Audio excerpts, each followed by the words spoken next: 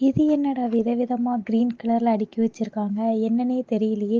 அமுத்தி அமுத்தி பார்த்தேன். நல்லா அப்படியே கல்லு மாரி இருந்துச்சு. அதுக்கப்புறம் அங்க இருக்கிறத படிச்சு பார்க்கும்போது தெரிஞ்சது இது ஒரு திராட்சை அப்படின்னு. ஸோ இதுக்கு பக்கத்துல பார்த்தீங்கன்னா, விதவிதமான நெறைய திராட்சை அடுக்கி வச்சிருந்தாங்க. கொஞ்சம் டிஃப்ரெண்ட் டிஃப்ரெண்ட்டா இருந்துச்சு. நம்ம ஊர் திராட்சை மாரி நான் பார்க்க முடியல. எல்லாமே நல்லா பெருசு பெருசா ரொம்ப டிஃப்ரெண்ட்டாவே இருந்துச்சு. இந்த இடம் வந்து சியோல்ல இருக்க த ஹியூண்டாய் சியோல் மார்க்கெட்டுன்னு சொல்லுவாங்க. இது பார்த்தா உங்களுக்கு மால் மாதிரி இருக்கும். டிபார்ட்மெண்ட் ஸ்டோர் மாதிரி இருக்கும். இங்க வந்து நெறைய திராட்சை அடுக்கி வச்சிருந்தாங்க. கலர் பார்த்தீங்கன்னா, நம்ம ஊர் திராட்சை கலர்ல தான் இருந்துச்சு. பட் நம்ம ஊர் திராட்சை மாதிரி இல்ல. நல்லா அப்படியே பழம் மாதிரி இல்ல. நல்லா அப்படியே கல்லு மாரி இருந்துச்சு.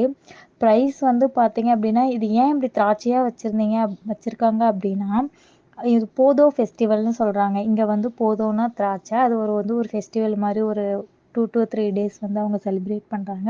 ஸோ அதுக்காக இந்த மார்க்கெட்ல வந்து அது அவங்க அப்படி வச்சிருக்காங்க. ஸோ இதோட பிரைஸ் வந்து நீங்க எவ்வளோன்னு பார்த்தீங்க அப்படின்னா, கொஞ்சம் டிஃப்ரெண்ட் பிரைஸஸா இருந்துச்சு. நம்ம ஊர் காசுக்கு ரூ. 1000லிருந்து ரூ. 1500 வரைக்கும் இருந்துச்சு.